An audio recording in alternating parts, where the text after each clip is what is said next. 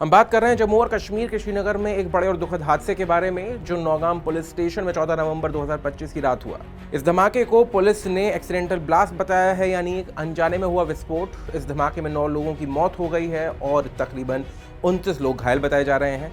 बताते हैं आपको क्या है पूरी कहानी विस्तार से। नमस्कार, मेरा नाम है हर्षवर्धन सिंह और आप देख रहे हैं दी एज। सबसे पहले जानना जरूरी है कि घटना उस समय हुई जब पुलिस और फॉरेंसिक टीम विस्फोटक के नमूने ले रही थी। ये विस्फोटक हरियाणा के फरीदाबाद से जब्त किए गए थे और इसका मामला व्हाइट कॉलर टेरर मॉड्यूल से जुड़ा था। जब्त किए गए विस्फोटकों में करीब 2900 किलोग्राम विस्फोटक सामग्री थी, जिसमें खासकर अमोनियम नाइट्रेट शामिल था। ये सभी सामग्री जांच के लिए पुलिस स्टेशन में रखी गई थी। धमाके के वक्त पुलिसकर्मियों, फॉरेंसिक विशेषज्ञों, रेवेन्यू विभाग के कर्मचारियों और अन्य कुछ आम लोगों की मौजूदगी थी। इस विस्फोट में 9 लोग मारे गए हैं, जिनमें 3 फॉरेंसिक साइंस लैब के सदस्य हैं, 2 रेवेन्यू विभाग के कर्मचारी हैं, 2 police photographer, 1 state investigation agency का सदस्य और 1 दर्जी शामिल था। लगभग 29 लोग घायल हुए हैं, जिनमें से कई को अस्पताल में भर्ती करवाया गया है। इस विस्फोट ने पुलिस स्टेशन को भारी नुकसान पहुंचाया, साथ ही आसपास के घरों की खिड़कियां भी टूट गईं। इलाके में धमाके की गूंज कई किलोमीटर दूर तक महसूस की गई। पुलिस ने तुरंत क्षेत्र को सील कर दिया और आपात सेवा कर्मी तुरंत घटनास्थल पर पहुंचे।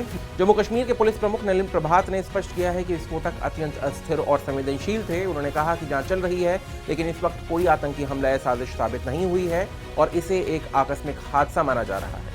उन्होंने जनता से भी अटकलों से बचने की अपील की है। Unfortunately, during this course last night around 11:20 p.m. an accidental explosion has taken place.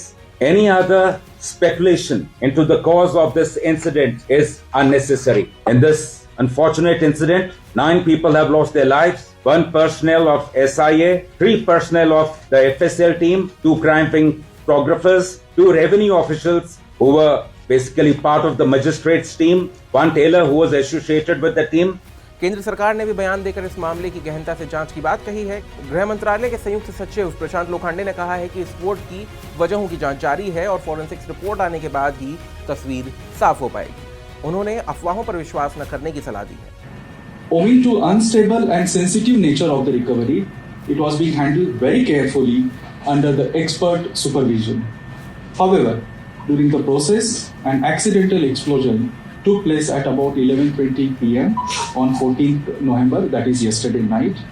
In this unfortunate accidental incident, 9 people have lost their lives, whereas 27 police personnel, 2 revenue officials and 3 civilians have received injuries.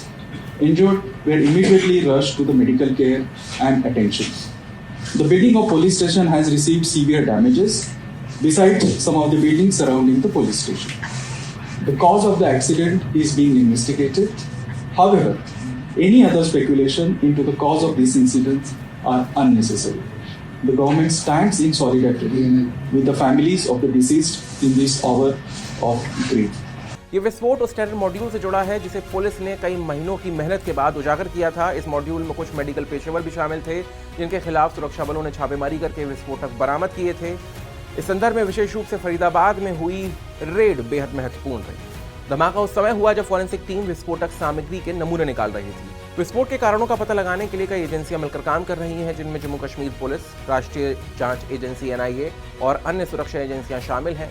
अगले चरण में विस्फोटक सामग्री के भौतिक, रासायनिक और तकनीकी विश्लेषण के आधार पर जांच पूरी होगी। इस हादसे ने एक बार फिर विस्फोटक पदार्थों की सुरक्षा, उसकी हैंडलिंग और जांच के दौरान अतिरिक्त सावधानी बरतने की जरूरत पर सवाल उठाया है।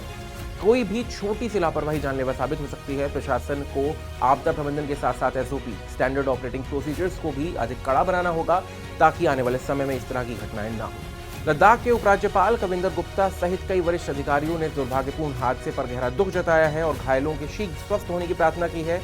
जम्मू कश्मीर की जनता और सुरक्षा बलों के लिए ये समय बेहद चुनौतीपूर्ण है। साथ ही इस विस्फोट की जांच चल रही है कि क्या ये सच में एक सामान्य दुर्घटना थी या इसके पीछे कोई और पहलू हो सकते हैं। फिलहाल हालांकि कोई आतंकवादी कनेक्शन स्पष्ट नहीं हुआ है, लेकिन जांच पूरी होने तक विस्तृत जानकारी सार्वजनिक की जाएगी। इस पूरे मामले से ये भी स्पष्ट हुआ है कि आतंकवाद से जुड़े मामलों और संवेदनशील सामग्री की हैंडलिंग और ट्रांसपोर्टेशन में कोई भी गलती बहुत भारी पड़ सकती है। सुरक्षा एजेंसियों की जवाबदेही और सतर्कता बेहद अहम है। आपकी वीडियो के बारे में क्या विचार हैं, आप हमें कमेंट बॉक्स में लिखकर बता सकते हैं। अगर वीडियो अच्छा लगा हो तो इसे लाइक करें, अपनों के साथ शेयर करें और ऐसे ही वीडियोस को लगातार देखते रहने के लिए दी एज को फॉलो और सब्सक्राइब करना ना भूलें।